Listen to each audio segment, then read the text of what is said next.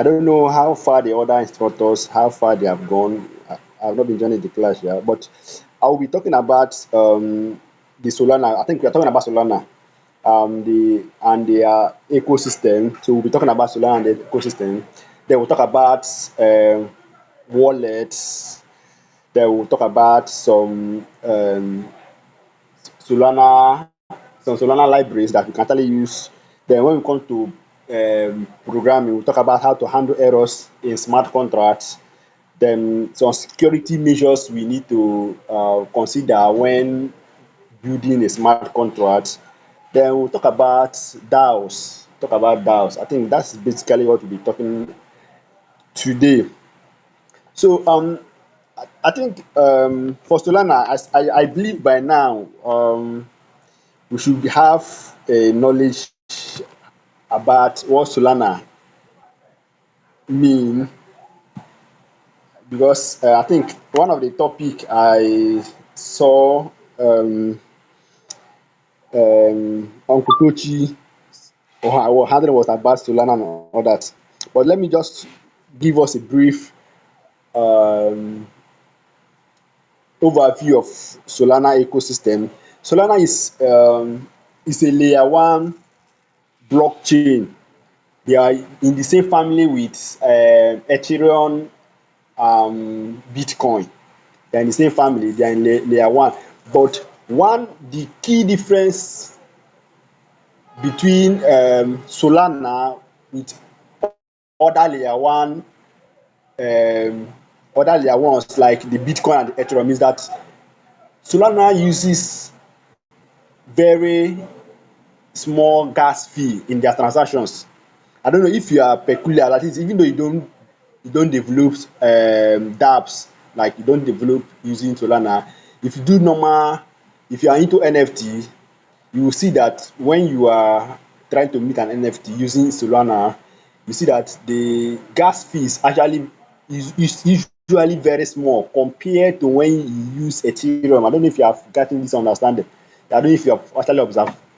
Solana actually use small gas fee during transaction, but Ethereum, something like Ethereum, some gas fee that Ethereum will actually take, like let's say $50 and all that. Solana you can actually pay like let's say $5 or $6 to meet that NFT. So that's the key difference between Solana and Ethereum. That's why most people, developers, even normal crypto traders, they are shifting their attention to Solana because of the little gas fee. And another thing, that the transaction is very, very fast.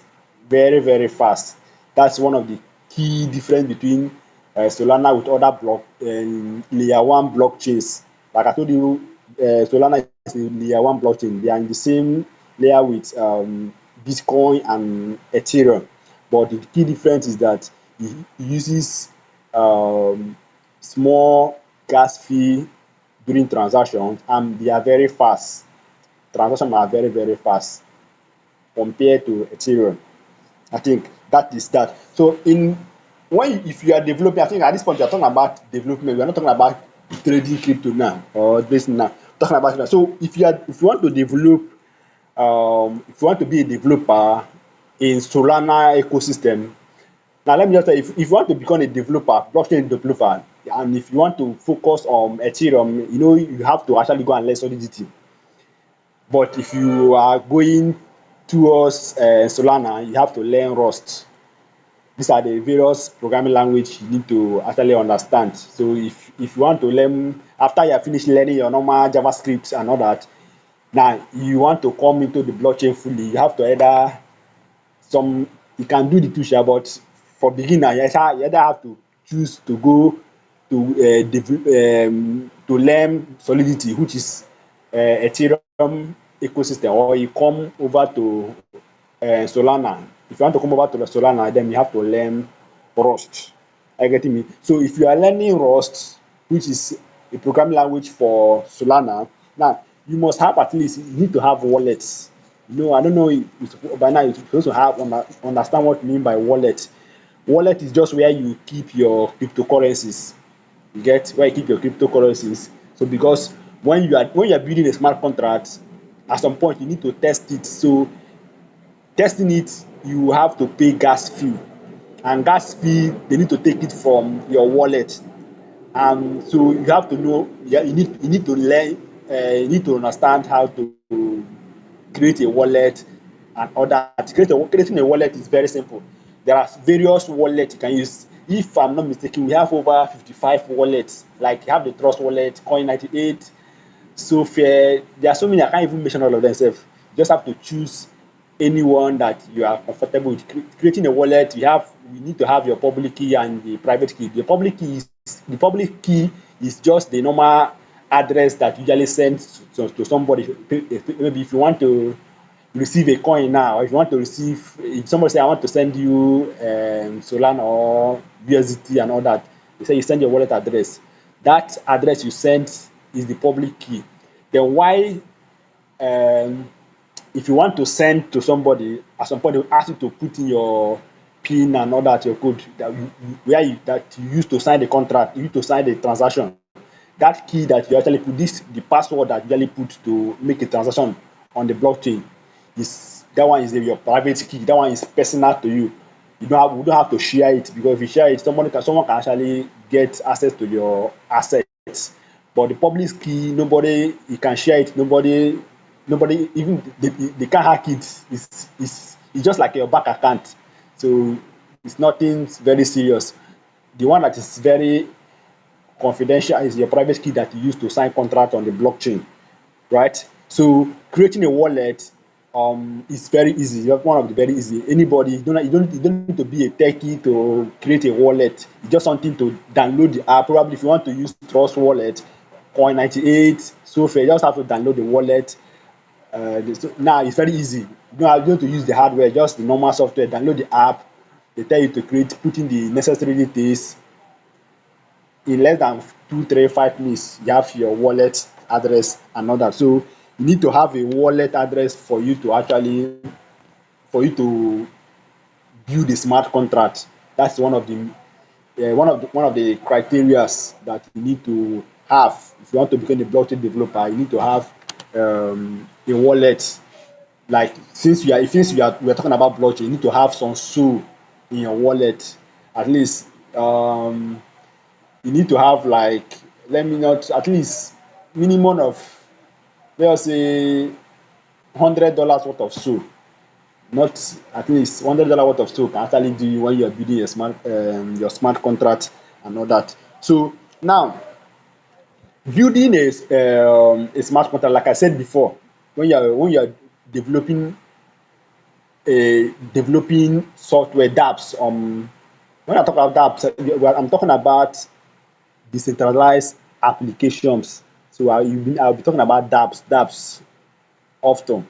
Dapps are just decentralized applications, just like the Trust Wallet, all those kind. They are all dapps. So I'll be talking about dapps um, almost all the time. So when you're building dapps using a Solana ecosystem, now there are some what do they call it? There are some libraries. Just like, let me give you a typical example. If you are a Web2 developer, probably if you write JavaScript. Now, at some point, if you need to build a scalable, maybe some high-end software application, sometimes we use React, right? If you are conversant with, if you understand Web2 very well, you see people who use React to write our programs. You learn JavaScript but at some point we need to learn React, right? React is a framework of JavaScript.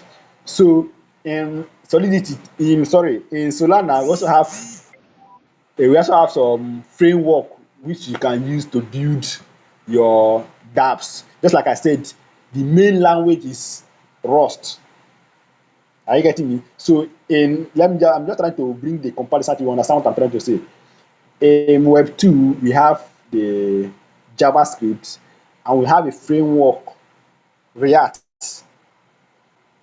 We write what you're writing in React is just similar to JavaScript, right? So in blockchain, then peculiar to Solana, when you're writing Solana, which is using the Rust, there are some frameworks that you can also use to make your work very easy, just like React. Writing React make it easier than writing pure vanilla JavaScript, right?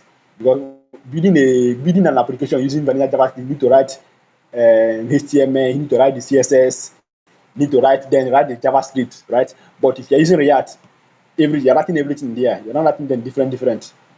You get, so it make it easier. So in Solana, we also have some framework that you can actually use to write your smart contract or build your dApps. So one of them we call them anchors. Anchor is just it's a framework to build dApps on Solana. So before you can actually use Anchor, you must understand how to write Rust.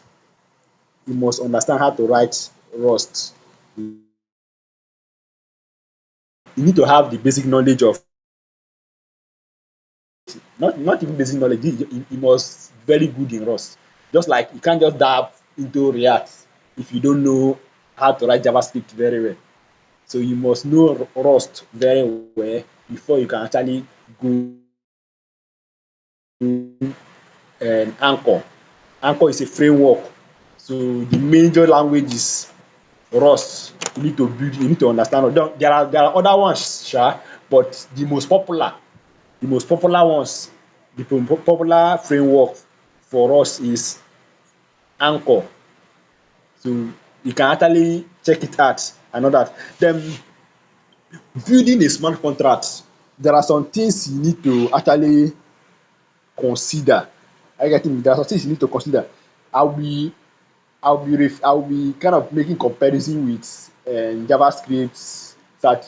You'll be understanding what I'm trying to say.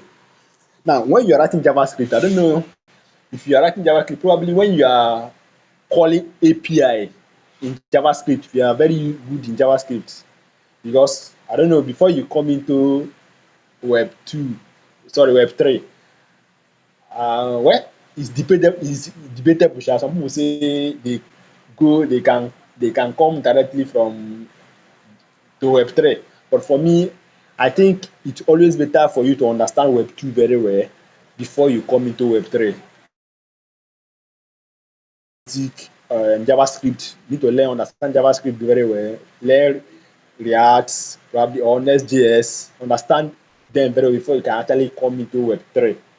Because moving from as a beginner, you are coming directly to Web 3.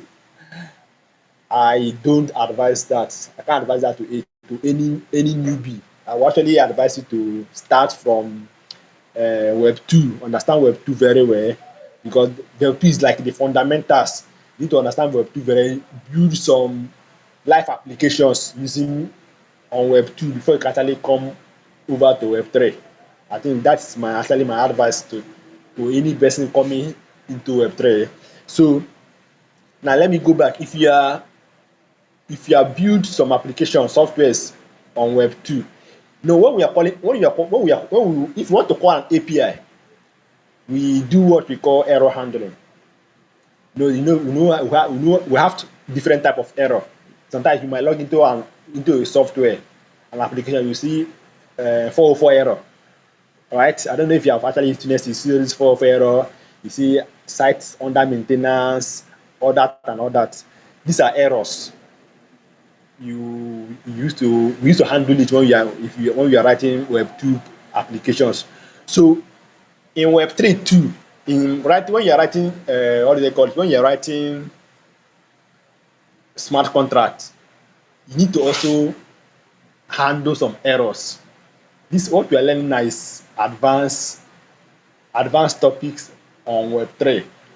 Advanced topic on Web 3. So you need to learn. I just believe that other instructors have been building you up on the fundamentals before you come into this place. You need to we need to handle some errors, because Error can happen when calling a smart contract. Errors can happen. So you need to learn how to handle some of this error. Just like in JavaScript, we use catch. I don't know. I believe that you understand what I'm trying to say. We use catch in JavaScript when we want to handle error. You say probably when we say if you give your parameter or give your argument, if this does not happen, console.log the site is under maintenance, something like that. I'm talking about JavaScript now. So when we are in Web3, that is when you are building your smart contract, we also have some functions that we use to catch errors. Now, one of the functions that we use, few of the I will list like three. Few of the function that we use to catch error in smart contracts is one. We have the assert. Just like I said in Web 2, when we are calling API, you see like catch, when we are able to catch the error. Here we don't use function like catch. Catch is not in we don't use catch in building smart contract. We have functions like assert, we have functions like revert, we have functions like require.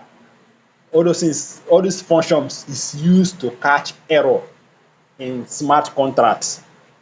You get all these functions, they are used to catch errors in smart contracts. I think for assert is used to check condition that should never should never happen. Like any condition you feel that it should never happen. It depends on what you are building. Maybe you are building a decentralized exchange or building any of their applications in Web3. It depends on what you are building. Sha. It will determine the the argument that you pass for it to catch the error. It depends. So we, like I said, we use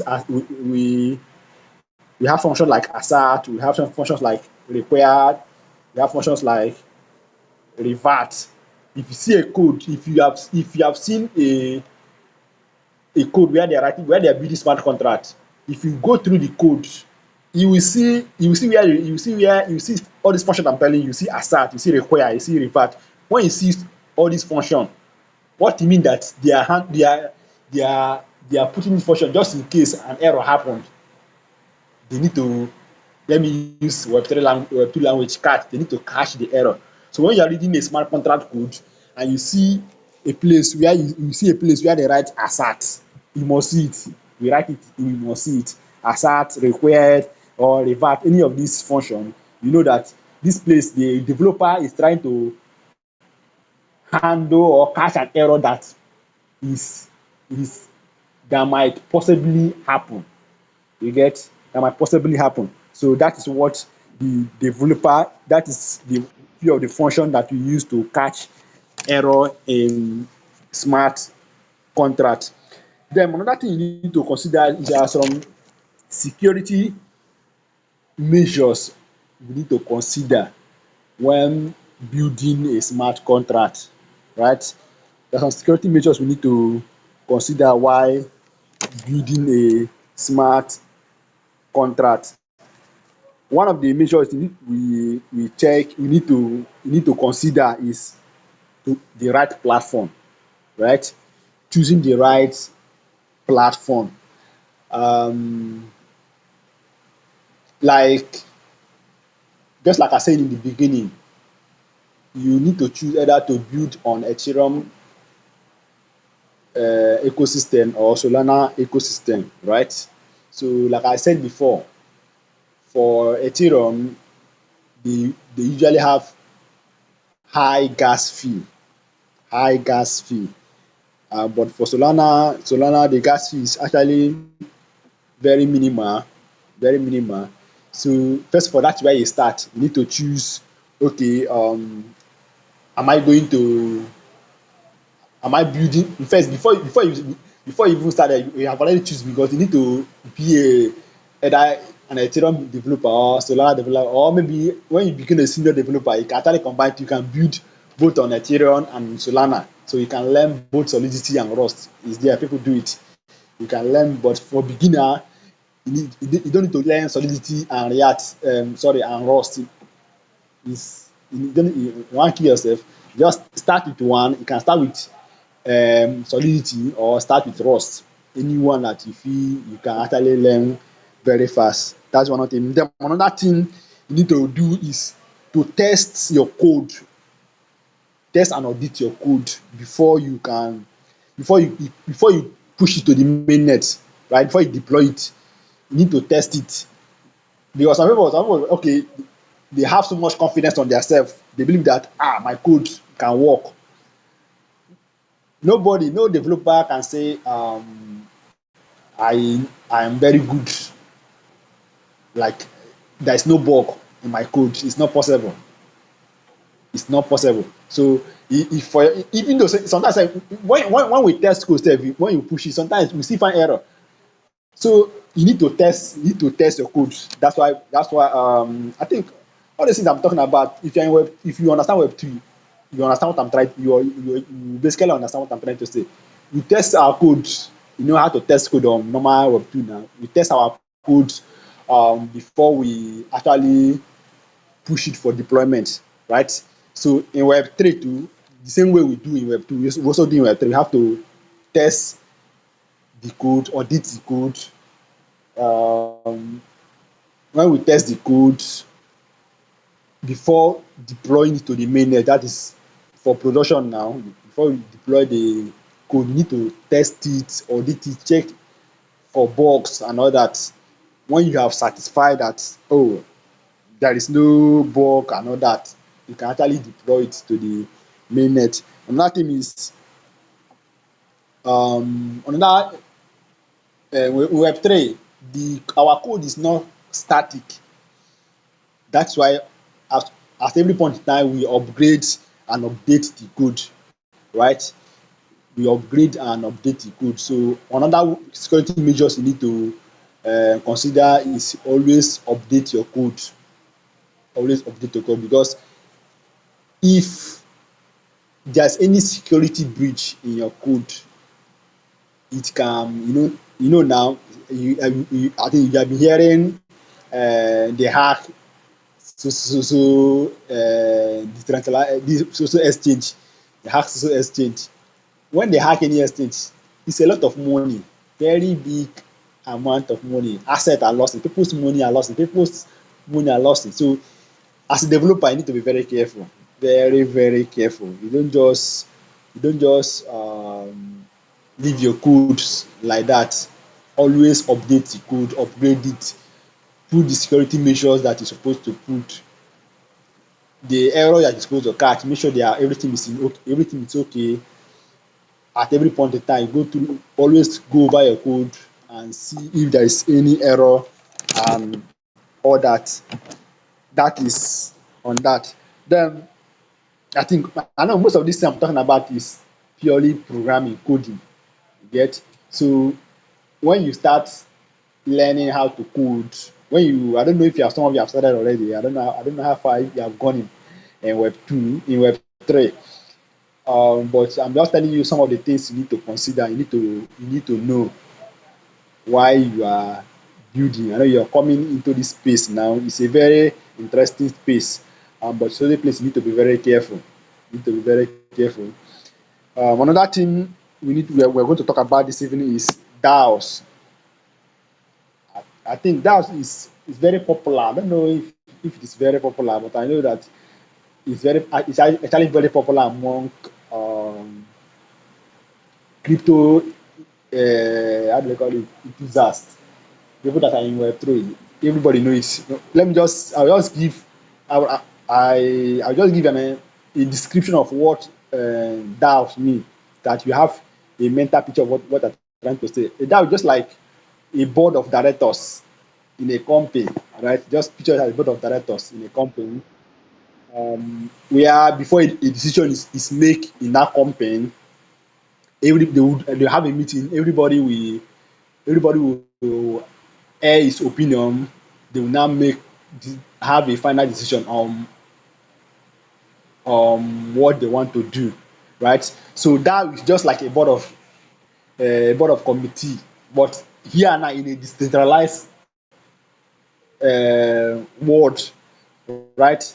We are not sitting together in physical office. We are in our various places and our various houses. Um, we are making our decisions now on the blockchain, right? Now, before you can actually be part of a DAO, you need to, DAO, they already have a native token. Probably we can form a DAO among ourselves now. Probably you are a developer, the other person will be an investor, the other person will be probably normal investor too. We have different maybe designer, we form a DAO, right? So each of us now we also have our tokens. Probably have 10% or 5% of our native token. Probably we want to develop a coin called anything, we can call it anything. Then we come together as a board of trustee.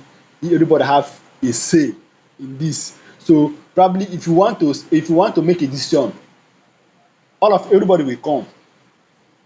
Now, I might tell you say I have one person might have 100 token of our native coin. The next person will have 50 token of our native coin, right? So now we want to make a decision. Probably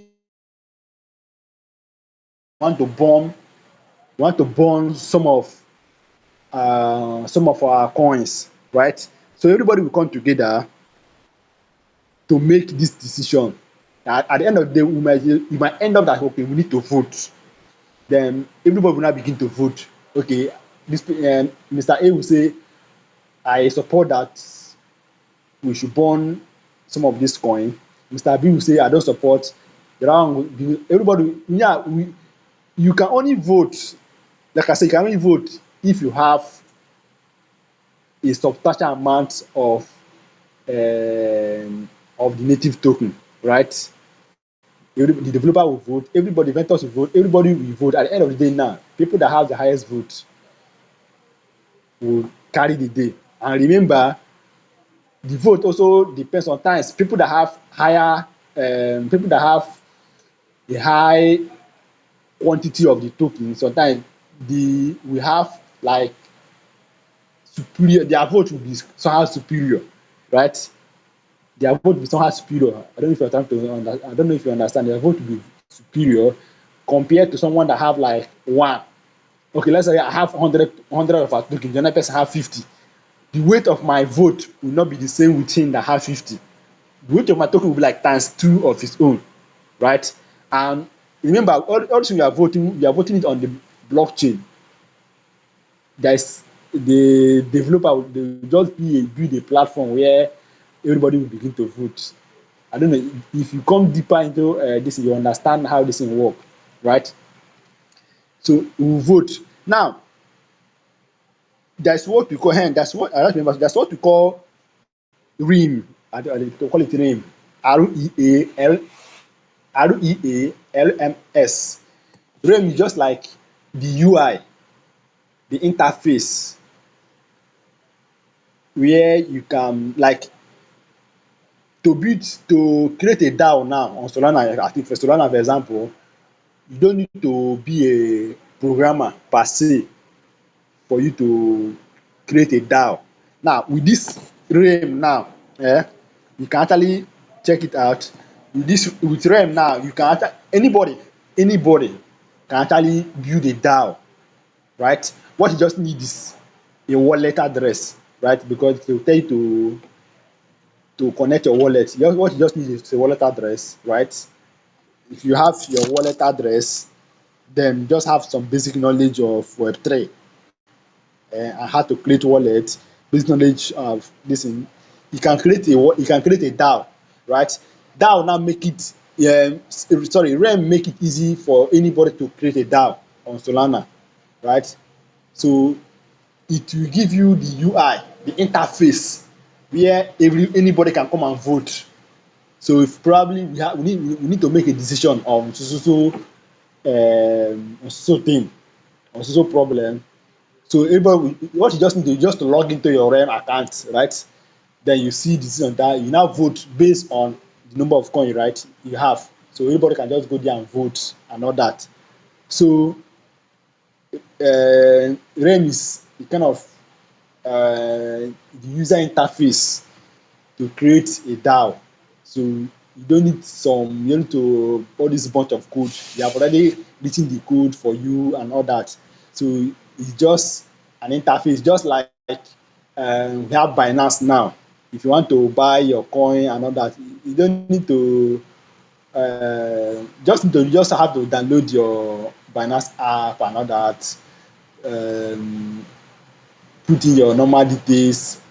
Wow, you can buy any coin that you like and all that. You don't need to begin to, if you don't need to go to Uniswap to begin to swap coin and all that and all that. Some people don't know how to use Uniswap. So but with Binance it's very easy. You can see what you are doing and all that. So that is how REM is now. It's very easy. You don't need to go, you don't need to be, you don't need to be you don't need to be too technical.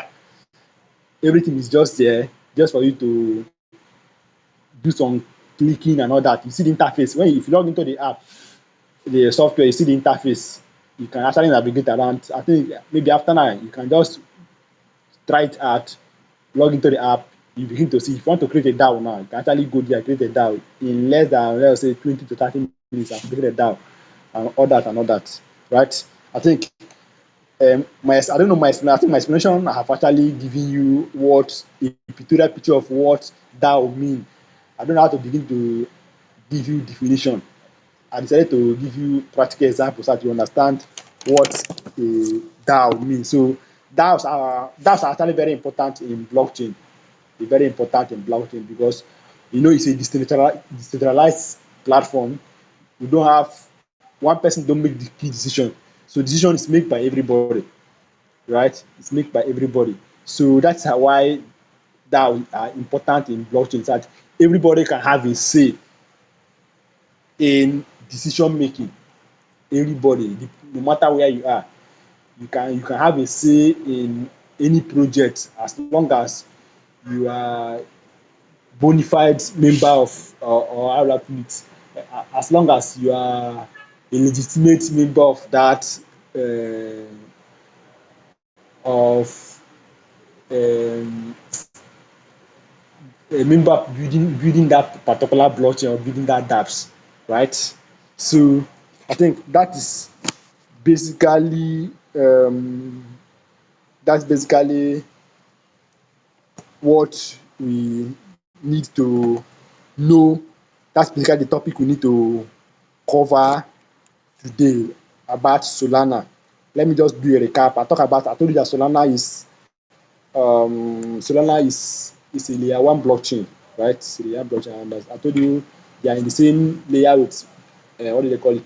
Same layer with Bitcoin and Ethereum, but the only difference is that they are very faster than Ethereum, faster than Ethereum. That one I guarantee you, Solana is very fast, and because I think one of the reasons why it's very fast because it is proof of history. We have proof of stake, we have proof of work, we also have proof of history. I don't know, maybe it's supposed to maybe previous instructors must have talked about proof of work, proof of stake, then but Solana uses proof of history, right? And it's very fast. It uses small gas fee, right? Then we talk about wallets. I told you wallets are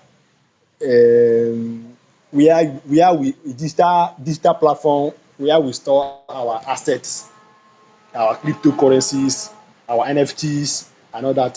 So I said to create a wallet is very easy now.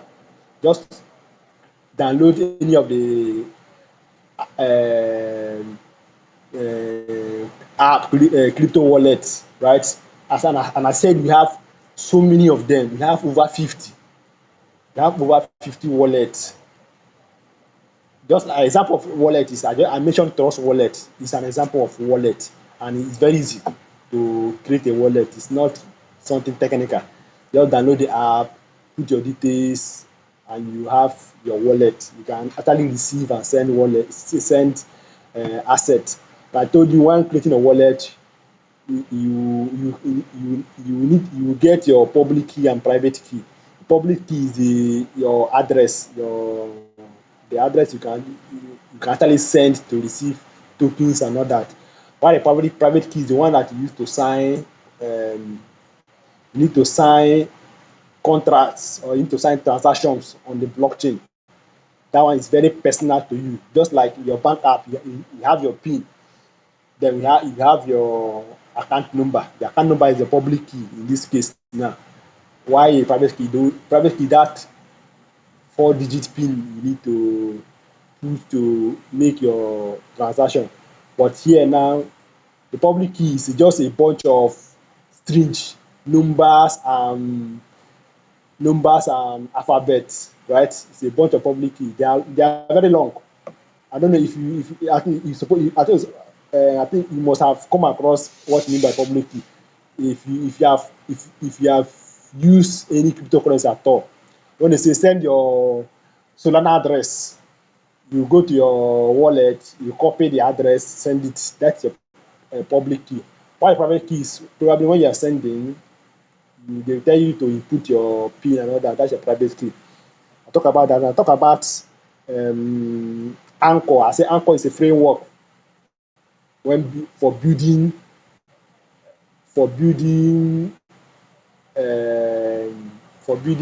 smart contracts or dApps on Solana. And I told you Solana, the programming language that you use in Solana is Rust, right?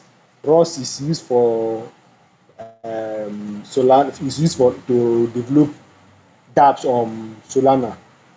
Just like Solidity is used for Ethereum, Rust is used for Solana. Anchor, like I said, is a framework. It's a framework for building smart contracts or building dApps on Solana. Then I talk about error handling. I said we we handle error when building a smart contract. We handle errors, right? We handle errors. Just like I reverted back to when we are in Web 2. I said when you are calling API, when you are making API calls on Web 2, we handle errors. We say catch error. We have type of error. We have all those 404 errors. There are so many type of error. We have all those 404 errors, 504, 500 errors, so these kind of things. So we need to catch these errors so that when you encounter error during your API call, then it will display or console what you want it to console, right? What you want it to console. Just like if you encounter 404 error, you can say you should console anything. Like you are the developer, you know what you want to console there. You can console anything.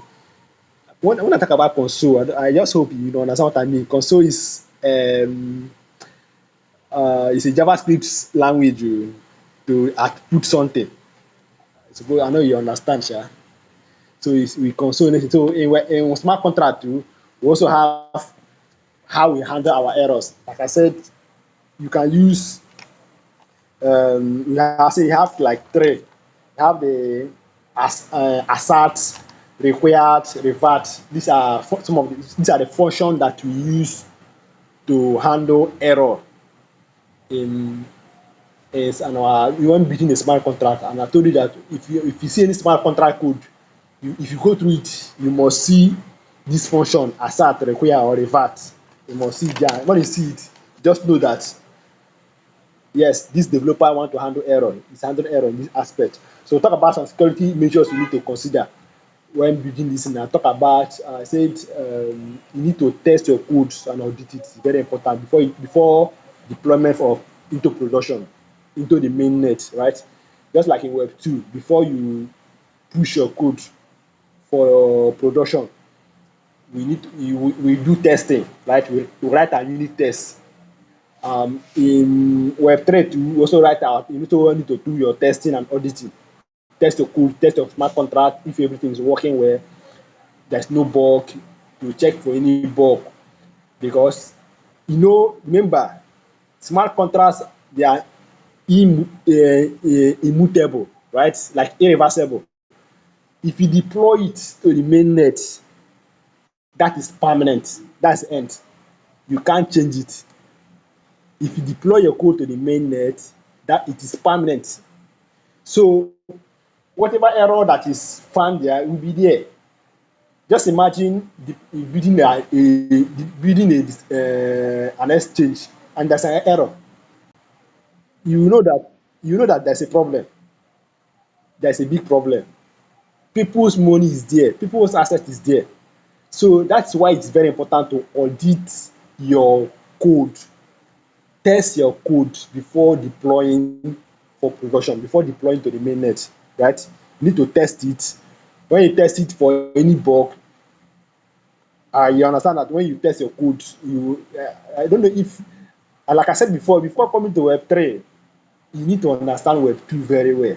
So if I talk about testing, you suppose just have the picture of when you're testing your code in Web2, right? We write our unit test in Web2. Understand it. So that's how we do it in Web3 to you. That's why it's very important for you to understand Web2 very well before coming over to Web3. Don't just jump as a new beginner, you come straight to Web3. They will still push you back. You yourself, you know that you need to go back to the basics. You need to learn your JavaScript very well. Learn your React, your Next.js, you need to learn very well before coming over to Web3, right? Like I said, some people might argue that you can come straight to Web3. For me, I don't advise that. I advise moving from Web2 to Web3. So you need to learn your JavaScript very well, learn your normal HTML and CSS, your React. If you can learn Next.js, very good too, before coming over to Web3, right? So you need to write your unit test before deploying your code to the mainnet. Then I now talk about DAOs.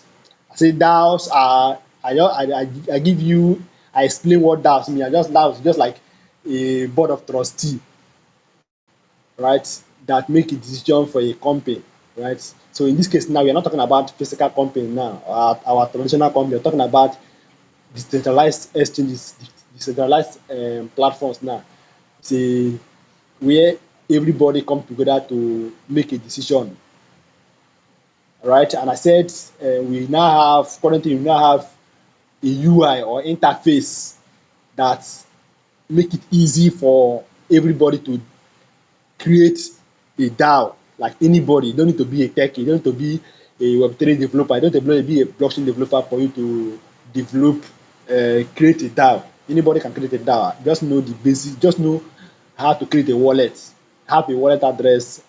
You need to have using REM. REM is for Solana. You need to have some SOL in your wallet. At least you need to have like, let's say, 0.3 or 0.4 SOL in your wallet for you to create this a DAO.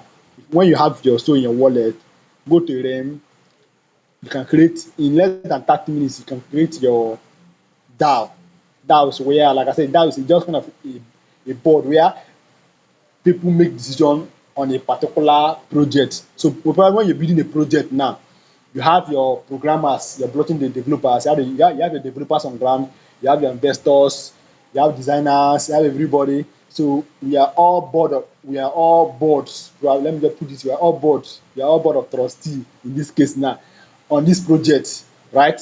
So probably when we make a decision, probably we have like 10 billions of our native token, right? And along the line we want to burn some of these coins, right? We want to burn some of these coins. As a developer, you can't just come and begin to burn a coin. Begin to burn some of these coins. It can't just happen. Everybody will come together, we vote. Okay, how many of this coin you want to burn? We agree. Everybody will agree. And remember, you can only vote when you have this native token of that project, right? So and I said, um, if I have like hundreds of our code token, then Mr. B have 50, the weight of my vote will not be the same. my vote will like times two of his vote. So let us say we have like A, B, C, D, right? And A, B, C have 50-50 token, then D have 100 token. Like, so you mean that if A vote, his vote like times two, right? You understand? The vote like be like times two, but everybody will vote. And when we vote now that okay, this we will now arrive at our final decision. At that point now, we now make the decision that okay, this is what we are going to do next. So one person don't just come and begin to decide what will happen. It's not a centralized thing. This is everybody have right to air his opinion, right? I think that is basically what I covered since the beginning of this session. I think if anybody have any question, I think this is the time for us to ask questions. Madam Victoria, I don't know if you are still here with us. Yeah, yeah, Chekwa, I'm here. Yes, so thank you. I know a couple of us joined quite late. Neutral voter has been here from the beginning, but this was recorded. But let me use this opportunity just bring something to our notice. This is our first shot at trying to expose Web2 dev to um, Web3 development, and we're starting with Solana. And we've tried to lay emphasis on how Solana has a very thriving community for talent. I've seen over the weeks, I've seen so many persons participate in what's going on in Solana right now, and they've benefited a lot from it. So, a lot of people signed up for this class, and just a handful have showed up from the beginning. We're going to do this again, maybe with another ecosystem, or do maybe at some other time do Solana again.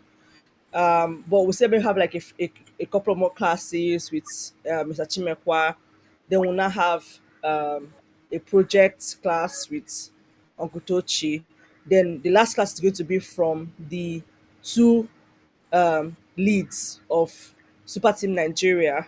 They'll come and show you how to access opportunities, earning opportunities in the Solana's ecosystem, because the end of you getting a skill is so that you can contribute to a system and then get paid for it, earn money for it, right?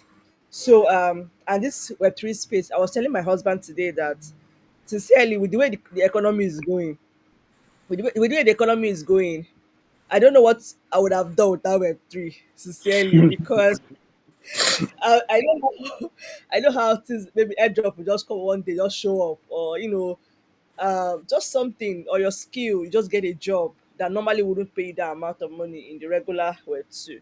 So it just is a call to for you to take this Web3 space very seriously. Trust me, whatever it is that you're experiencing outside Web3 is interesting and it pays. I don't know what anybody wants to tell me about Web2, other industry. This is what is a community, an ecosystem that just pays you for your efforts. Anybody that's been here can attest to it. That's why I preach career skills in Web3. So I'm encouraging you, if you've not been taking these things very seriously, please do. Please really, really do. I used to use myself as an example. I used to earn, I know how much I was earning as a writer outside Web3. Until I encountered Web3, I was not earning like 10 times more. I'm like, what was I wasting my time for where I was? So, um, take this very seriously. Participate in communities, like become active in community, because it's going to help you more. And then, hopefully, I'm looking forward to having more turn up as we have all those the last classes. We just have like, they just say max maybe like four classes, and then we are done. We're done for this session. I'm looking for a way for us to do on chain attendance. I think I found a way today, so we can do some on chain attendance. I have my screenshots of so far so good of all the classes we've had, and I can tell people that have been showing up consistently. I was looking forward to maybe some sort of reward system, but let's see how that goes. If I get what I'm looking for, then we will do the reward system. Regardless, I believe that um, Chipekwa, Okotochi, and um, Mide, they've really been amazing sharing what they know with you. Trust me, bringing out their time to walk you through stuff. It's not a walk in the park. So thank you, Mr. Chimekwa, again. Well done to everybody who has been showing up from day one. And I know this face is here that has this name is here has been here for the longest time since we started. So the way it's looking, we might end up finishing this. In the plan initially was to finish in March, but the way it's going, we might end up finishing by this month, which is even good. Gives us time to like plan the next one better, seeing how this one went and analyze whatever it is that we need to like do better for the next one. But the goal is expose more persons to what is obtainable in Web3 space and help them get started in their journey. It's always education first for us. So I don't know if any of us have questions. I know we came in late, so you might have to listen to this recording again for you to have questions. Maybe you can ask a question in the next class. You might have one or two more with us as his schedule permits. So just make sure you listen to the recording. If you have questions, put it down and then ask the next time he joins us. So thank you everybody. It's already the beginning of a week of the weekend. Even me too, so I want to go and rest for the week. All right. Okay, now take care. Thank thank you to my choir. Thank you, Abu Nash. Thank you, Neutral Water and Oluwadami Lola. Okay, Thank you, now. Thank you. Gladness. Thank you. Okay, now. Thank Thank you. you. Right. Thank you. Thank you. Good night, everyone. Thank you, Yeah, ma'am. good night. Good Good night. night. Good night.